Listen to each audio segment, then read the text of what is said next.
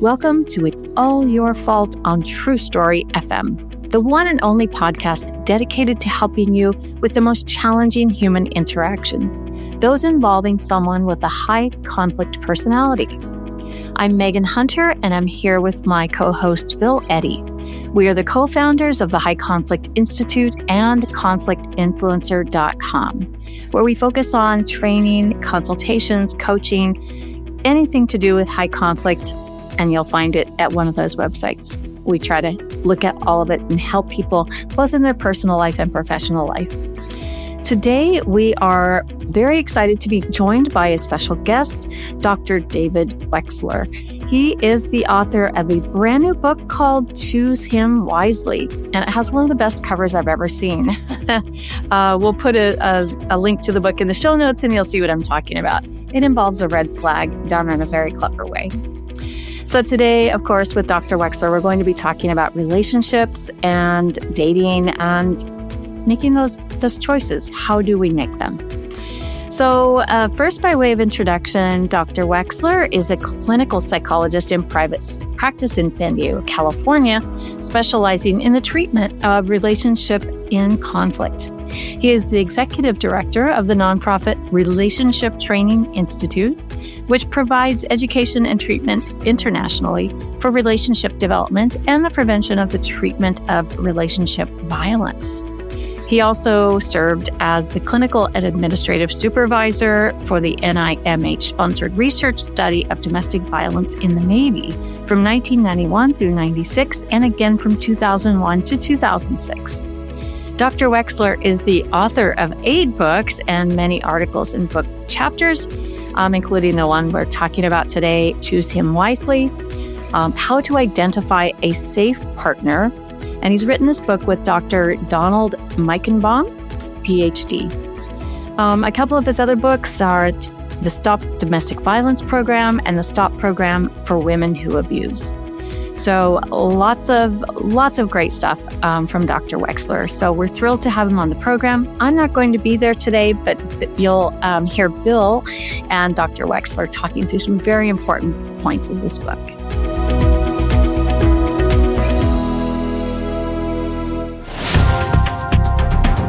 So, David, it's so good to talk about this book. I really appreciated reading it, and I thought of various cases that I've had of domestic violence and what the stories were, and it totally fits with what people say. But often what they say is what they figured out after the fact. And my work has primarily been in divorce, so it's been helping victim survivors of abuse get divorced. And so often people say, well, there's warning signs, but I ignored them for this reason or that reason. So I think this book is excellent. I want to add something in particular that I think is helpful, is this book can be read by adolescent girls, adolescent boys, as well as young adults, as well as middle-aged adults, and anybody who's dating. So I just appreciated that. So let me go into asking, first of all, a little bit your background, if you can tell us kind of how you got here and your professional experience, which I know, but the listeners don't know. So I've been a clinical psychologist now for over 40 years. In the late 80s, I was able to get a contract with the military, the 32nd Street Naval Station here in San Diego, to run their spouse abuse treatment groups. And from that initial contract, I developed this specialty of dealing with domestic violence. And what hooked me was not necessarily some great passion to cure domestic violence, or of course, that was part of the motivation. That was the mission of the program. But what really hooked me was hearing the stories of men, and what I had expected when I started hearing these stories is that these were gonna be just psychopathic, awful scumbag guys who I would be not want to even be in the same room with. And although a few of them actually lived up to that expectation or lived down to that expectation, that was definitely not the norm. The norm was much more, these were guys who I actually could relate to. who felt like they struggled with relationship issues, not much different than I did, even though their choice for how to deal with their unhappiness, like becoming abusive, was not my choice.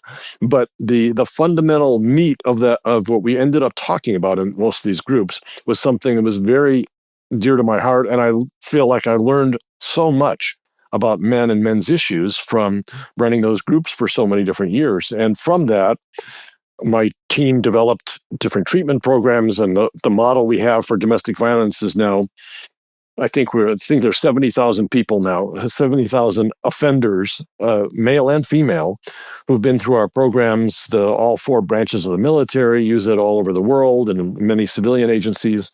And I've written 8 different books about relationships in conflict of various kinds, up to and including actual domestic violence. And so the origin of this particular book, Choose Him Wisely, is that my friend and colleague Don Meichenbaum, who's one of the icons of psychology and one of the founders of cognitive behavior therapy, he came to me with this idea that he had. I don't, if for those of you who ever heard him speak, he's a great raconteur.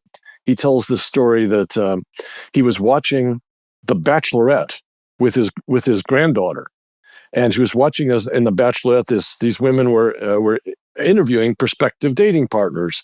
And Don said he started screaming at the TV saying, "They're asking the wrong questions. They're asking the wrong questions." Because Don felt like he had acquired over the years so much knowledge about the things to really look for about what predicts a difficult, abusive, controlling type of guy. And it suddenly activated this mission that he wanted to pass on to his granddaughters and the other women of the world, those tips. And then he came to me with this idea. We ended up combining our various skills and resources and experiences and collective research, and ended up with this book, which is designed it's particularly aimed at women, although the principles apply just similarly in reverse, like men checking out potentially dangerous women, or certainly in same-sex relationships. But the examples that we all use, the target is more like women learning to see the signs that should serve as red flags about possible danger in that relationship. And it feels like it's the culmination of the kinds of difficult relationships I've been working on and working with for 4 decades now. Right. I think both you and Dr. Meichenbaum have so much, a wealth of experience that is hard to ignore.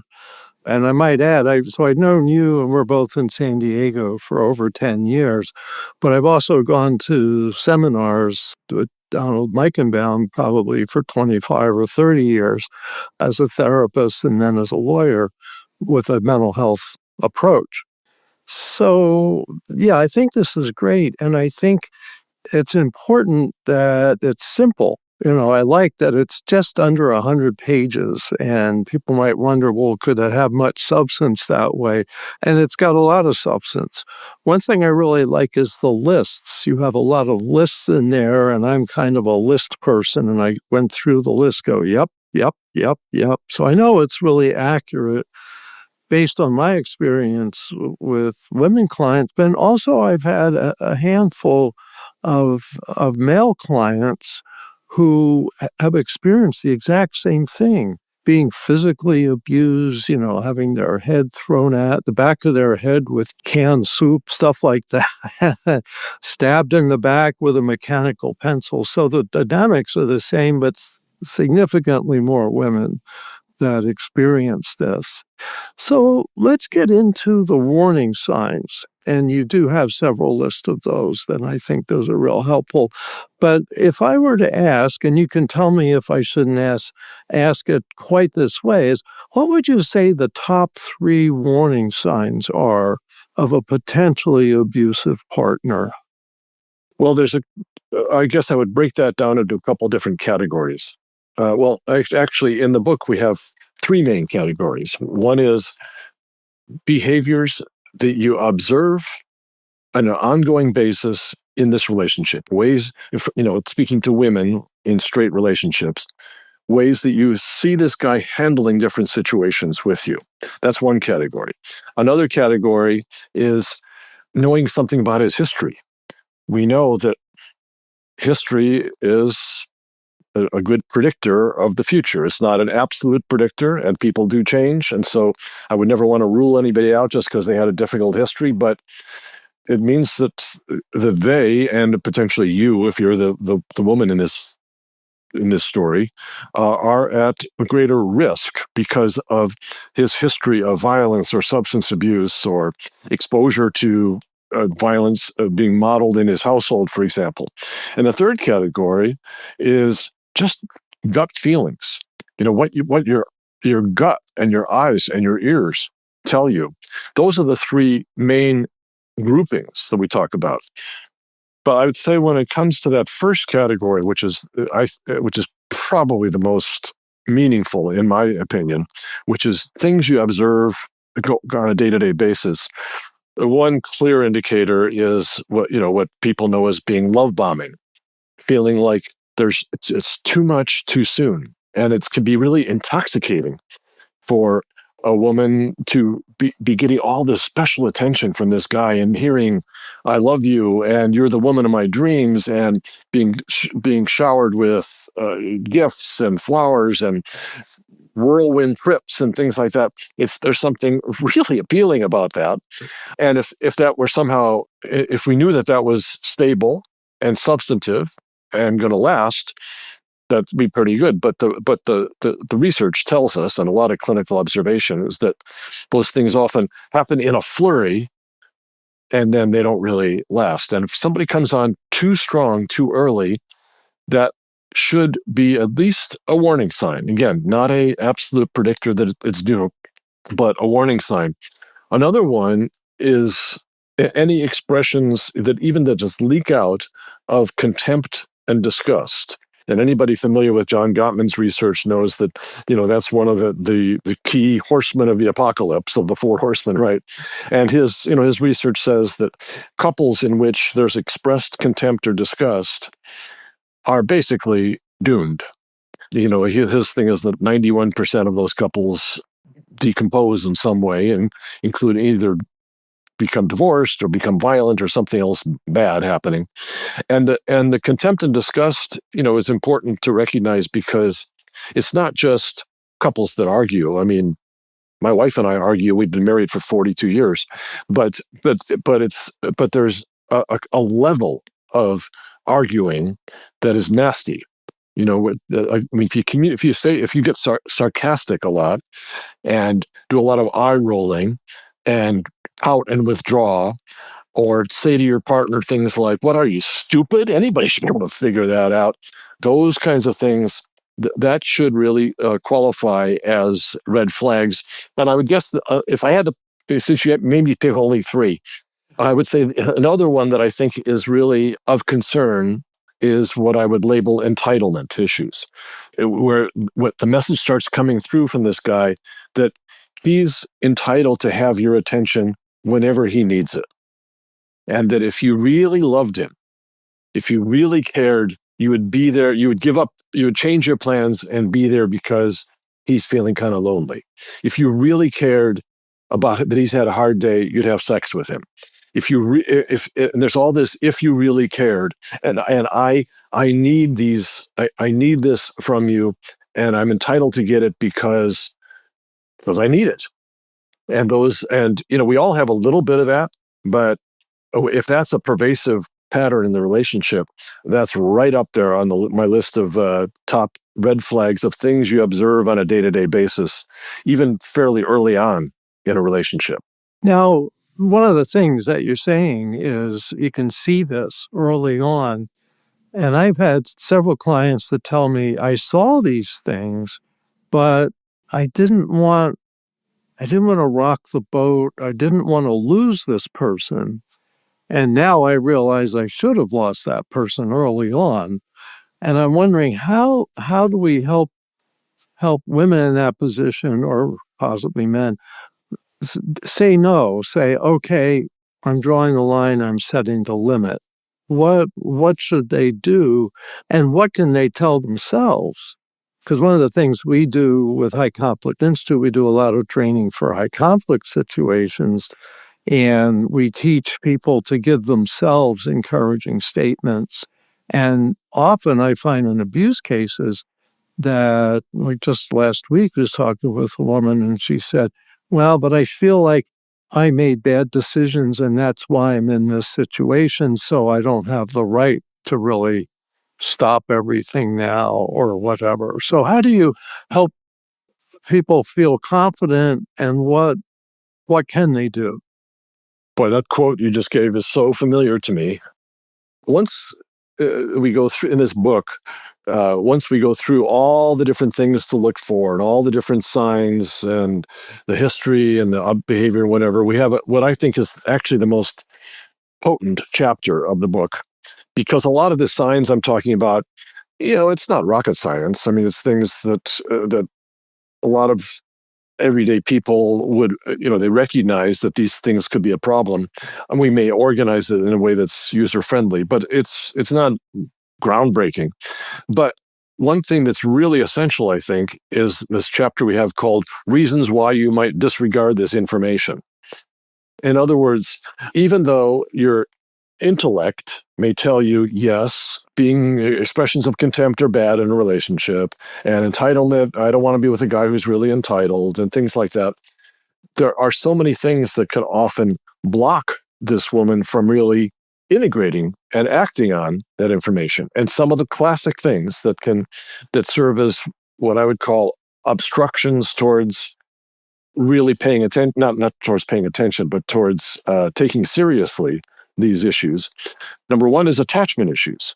I mean, a lot of times, the woman we're talking about does recognize that there's problems, but she's saying, but I love him, and I don't want to lose this relationship.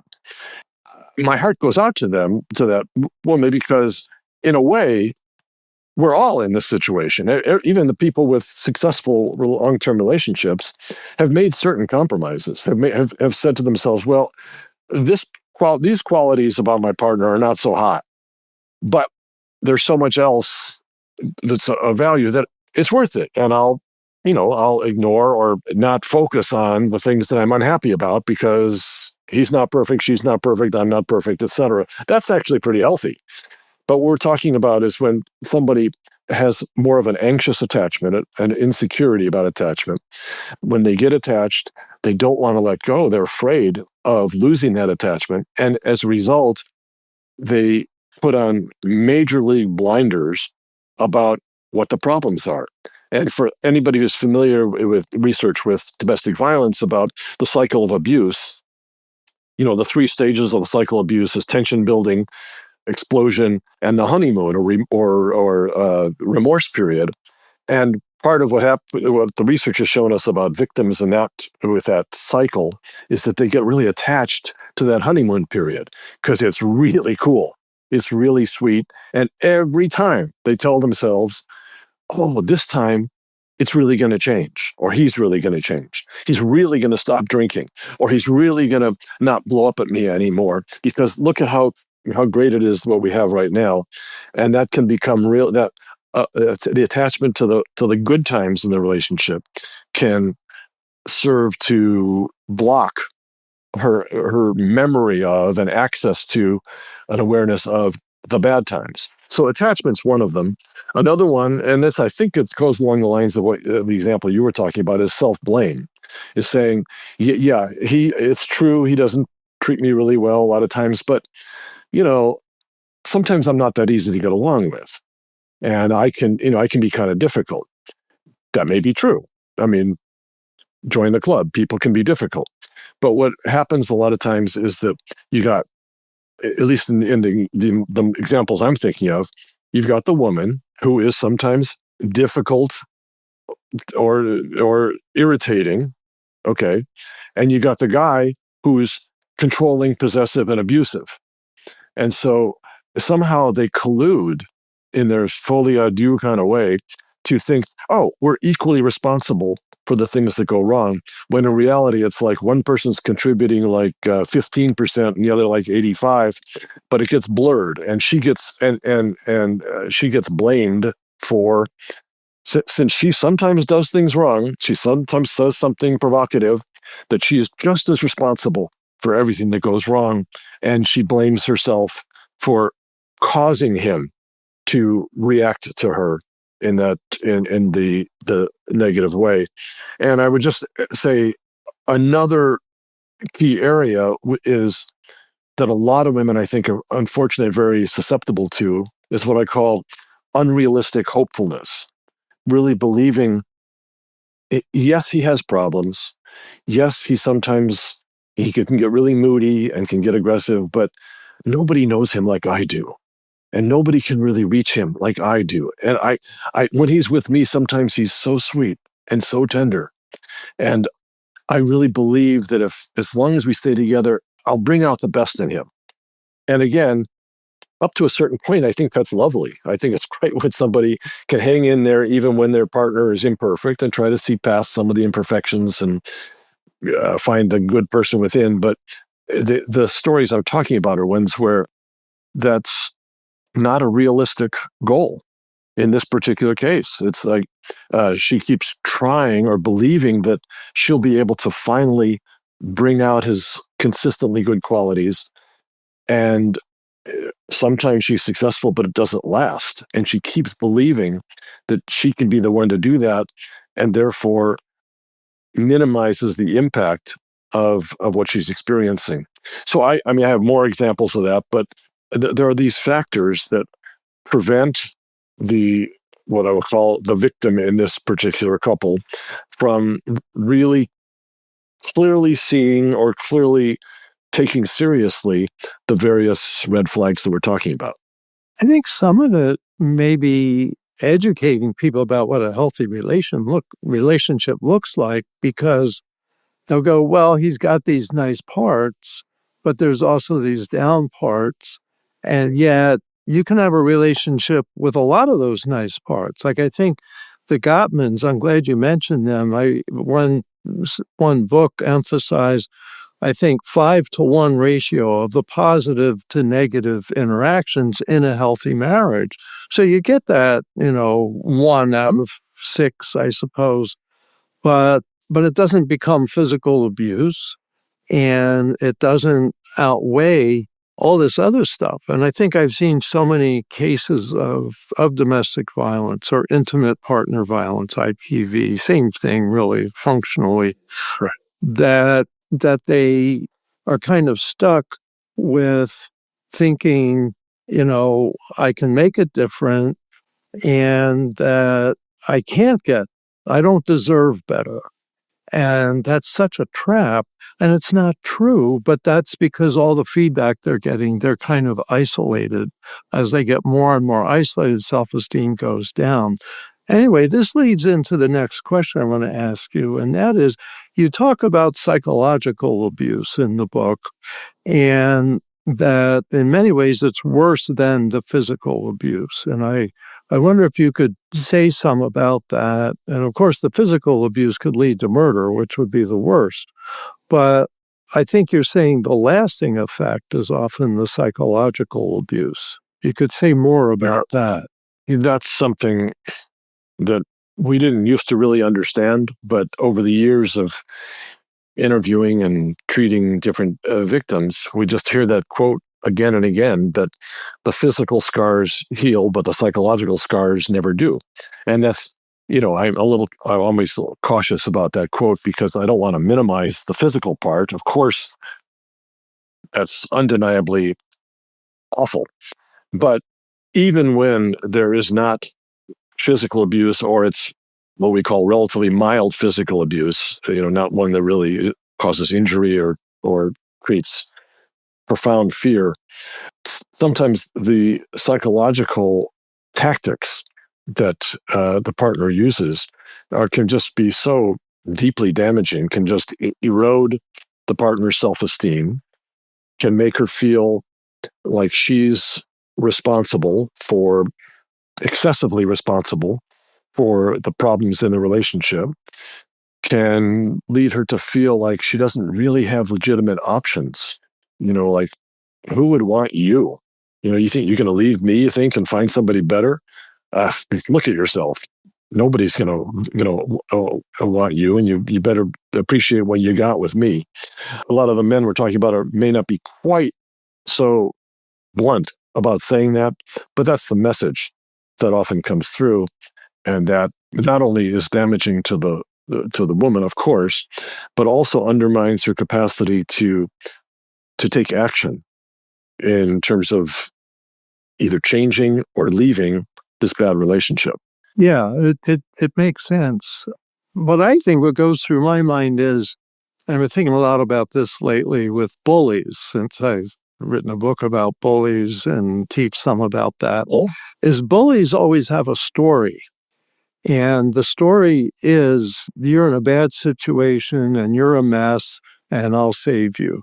And that kind of thing in the workplace, etc. It's chipping away at self-esteem, like you're saying. So I like to call it the bully's story, which is BS.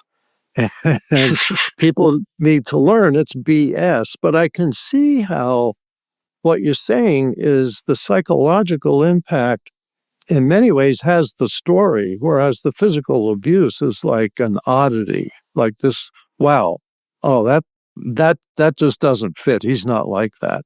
And then, so they don't have a story about the physical abuse. They have the story they hear every day that they're not competent. The other person has to save them and get their attention. So it seems to me maybe that's why, because I really agree. I see the psychological as what they carry. And I've had clients say that even about child abuse, they say it was a psychological impact, even though there was physical abuse. Right. So let me go to a different angle a little bit, and that's where you talk about family history and that you want to find out some about family history. And I didn't realize this, that if someone has a lot of ACEs, that's adverse childhood events, and that's been studied and measured and stuff like that, it makes them more at risk to be an abuser and or to be a victim. And I wonder if you could talk a little about that. For people who don't know that particular study, adverse childhood experiences, there's 10 items that are on this on the research for this about one's childhood experiences, exposure to different kinds of trauma or chaos or dysfunction. Were you physically abused? Did you witness domestic violence? Did somebody in your family go to prison or jail? Did you feel like there was nobody there to looking out for you on a day-to-day basis? Things like that.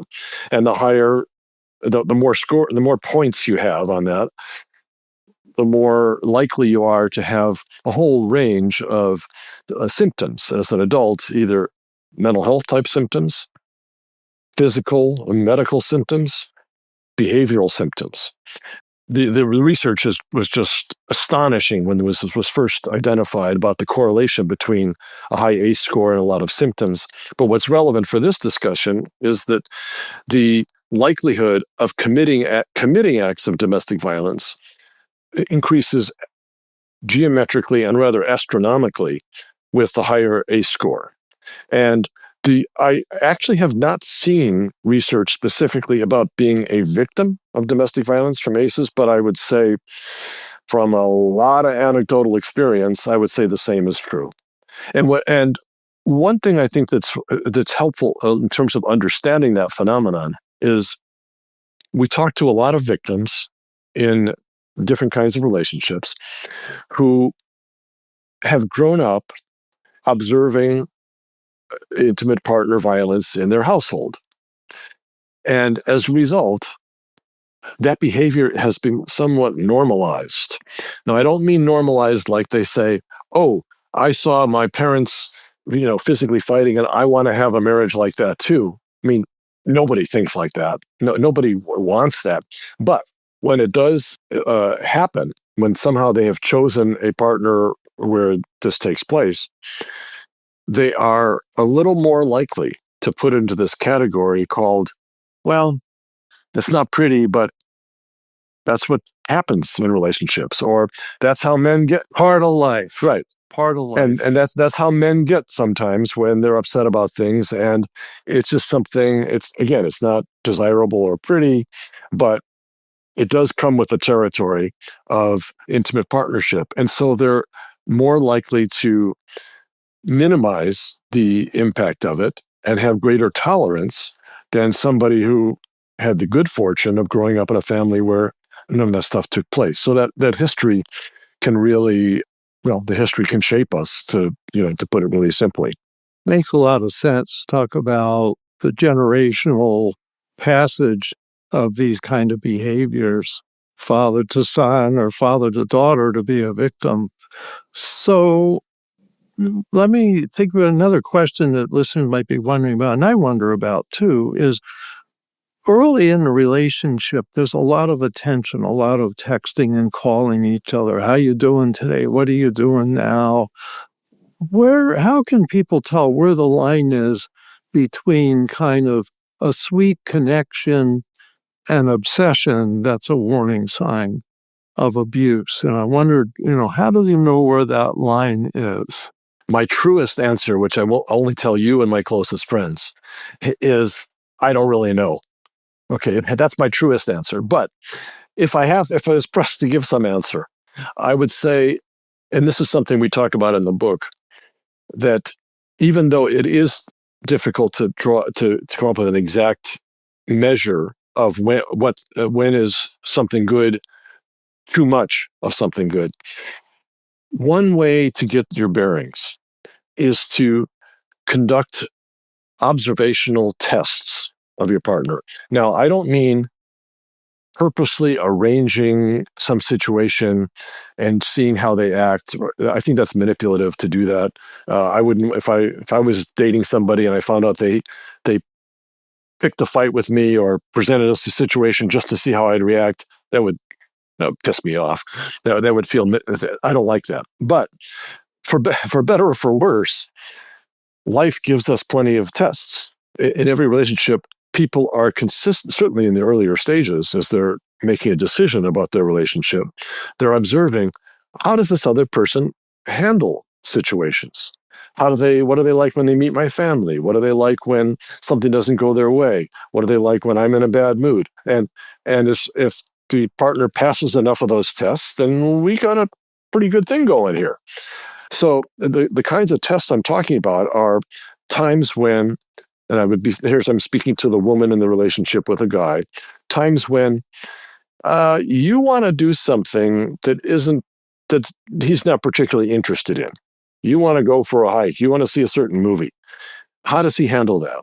Is he able to shift gears and go along with your plan and be a good sport about it? Or does he either get really controlling or pout and withdraw? When you want to do something independent of him, with your friends, with your family, with some work event or whatever, is he able to graciously handle that and not feel threatened by that? If he's interested in sex and for whatever reason you're not, how does he handle that? Does he take it out on you? Does he try to make you feel guilty? Does he pout and withdraw? All of these are opportunities to really observe whether or not this person has the psych term would be the ego strength, the inner resilience and security to be able to handle things not going according to plan, and a partner who acts badly in those situations, and where if you as the other person in the relationship, if you feel like you have to really restrict yourself in order to keep him happy, those are failed tests in my mind. And so that doesn't directly answer the question you ask about how do you know when nice behavior becomes love bombing. But I would say that when you start seeing some of these, like, for example, even with the love bombing, if he's texting you a lot while you're at work and you're busy, you're not able to respond real promptly, and he cops an attitude about that, that's a failed test. That says that it's not just he's so in love with you, he wants to just make contact with you. It's saying he has a need for you. He wants to control your behavior and the flow of input that he needs from you, and he doesn't really have much flexibility to tolerate it when something doesn't go his way. That would be, to me, one way of trying to make that assessment. I guess, in a way, what you're making me think about is the part of your book where you talk about the gut feeling kind of test. And in a way, a woman doesn't have to meet a standard as much as does it meet her standards. In other words, if she's uncomfortable, then it's too much. Like you said, if he doesn't back off when you say no, and that's uncomfortable, that's too much. So in a sense, it's okay to have your own standard of how close or how obsessive I'm willing to tolerate, so that it's not an external standard. And I find often that women and sometimes men think there's an external standard for these things and that they don't know what it is. And I like the gut feeling part, because it should be okay for them to say, hey, everybody else might tolerate this, but I'm not going to tolerate this, something like that. Does that kind of fit what you're saying? Very much. And one of the strategies we recommend in the book is called the line in the sand. And that's where we ask women to make a contract with themselves. Like if there's certain behaviors that they've observed in their partner that are not cool, to say, I'm committing to myself that if that behavior continues, I will have no choice but to leave this relationship. And you can fill in the blanks of what that behavior is. It might be if he blows up at me, if he continues to have to drink or use drugs excessively, if he keeps visiting his child porn sites, whatever the offensives are. It's just a matter of personal of self-respect to say, I'm committing to myself. And we actually have a contract where they sign it and keep it and try to remember this commitment that they've made, that these behaviors are ones that I cannot allow myself to be in a relationship with somebody who continues to do this. If they've done it once and they've totally reformed, just like that could happen with infidelity or other offensive behaviors in a relationship, maybe we got a chance. But if that continues, this is a commitment I need to make that I'm going to stick to. So it almost seems like if they indicate that I did something that I regret and I'm working on change, or I often say, go to counseling or tell them they need counseling. And if they say, no, I refuse to go, the chances of change are very slim. And so, is that change possible? On the other hand, couples counseling in these situations often is not really a good idea. Or actually, if you could comment on this, because there's the potential for the abusive partner to just reinforce the abuse and to con the couples therapist, who only gets to see them together when they're on their good behavior. So a couple thoughts about couples therapy. Then I have one more question, and then we'll be wrapping up. But thoughts about couples therapy. The couples therapy issue is sort of a mixed bag, because in the more extreme cases where you have a really abusive, controlling partner, then the concerns you just said are totally founded. That couples therapy is likely to be manipulated.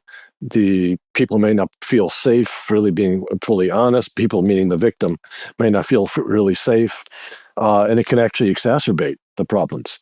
But I would say that a lot of times, if his behavior is he gets jealous, for example, or he overreacts to feeling like things aren't going his way. I've seen times when couples therapy actually is very effective for dealing with the dynamics in that relationship. And a lot of times, even the people who are in full-on domestic violence programs complain like, I wish I could work on these things with my partner in the room. I think that would really help us. So that one can really go either way. A couple things I just would want to say to help us put all this into perspective. One is, I am hoping that all these things we're talking about advice for women and looking at the red signs and how, the red flags and taking action does not come across as victim blaming. It's not the message here is not, well, you didn't pay attention to these signs, so it's on you now. You're at fault. Well, that's the furthest thing we're trying to communicate. The person who's at fault is the person who's doing the destructive or abusive or controlling type behavior. We just want to help women, in particular, recognize situations that might turn out not well for them, and that requires some education. The other thing I just want to say to put it in perspective is that you could also come away from hearing us talk like this or reading this book and thinking, whoa, there are a lot of bad guys out there. The world is a dangerous place.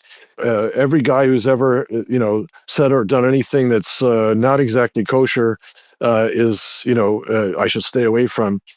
And that would be overkill. The reality is I've decided in my brilliant oversimplification of the world that for our purposes, there are three kinds of guys. There's one, men, I think, who are dangerous, and basically you just want to stay away from them, and hopefully you see the signs as quickly as possible. Category two is men who have issues and have some tendencies that might be troublesome, but they might be able to turn that around. And although you want to be on alert, it wouldn't necessarily mean you should totally give up on being with a man like that. It's their openness to change. That's the Yes. factor there. Right. Okay. And the third category is guys who are cool. I mean, cool meaning are safe, respect women, have the security to be able to handle difficulties in relationships, and are not in any way dangerous to women. And and my advice to women is, if you're in a relationship with a guy like that, or you discover that the man you're involved with has most of those tendencies, that's what we're looking for. We hope that. And I actually think most men are in category 3. And so I would say that the conclusion would be, stay away as soon as possible. If you see the signs, stay away from the really dangerous guy. If you see the signs that somebody is really trustworthy, check out the possibility that this might be the right relationship for you, and maybe proceed cautiously with some of the guys who are in the middle and see what happens. But certainly I wouldn't want women to hear this talk and think that basically all men are dangerous, because we're just talking about some of the ones who are. Yeah, it seems to me, and I haven't seen numbers on this, but we're talking about maybe somewhere around 20% of men that engage in domestic violence. And so you're talking about 80% of men that don't do that. Some may be controlling. Maybe that's another 10 or 20%, but let's say 60% of men are okay. What's interesting to me is I've been on some podcasts for domestic violence and abuse, podcasts by women who dominate this field in terms of educating people about this. And I think it's kind of interesting and maybe nice for people to know, here's two men talking about this, reinforcing the same messages. And that's true with you and Donald Meichenbaum. Well, let's wrap up. I did want to mention, and I won't make it a question, I'll just mention that throughout the book, you talk about the Gabby Petito case, where she was murdered by her boyfriend. They met in high school, and that her parents have actually endorsed your book. And I just wanted to give you a lot of credit for that. And I think telling that story on warning signs friends said were there that she missed really reinforces the need for a book like this. So you've got Choose Him Wisely by David Wexler and Donald Meichenbaum. And I want to thank you so much for being on and for working on such an important project. So best wishes to you and to Don Meichenbaum. Okay, thanks, Bill. As always, it's a pleasure to exchange ideas with you, and I learn something every time.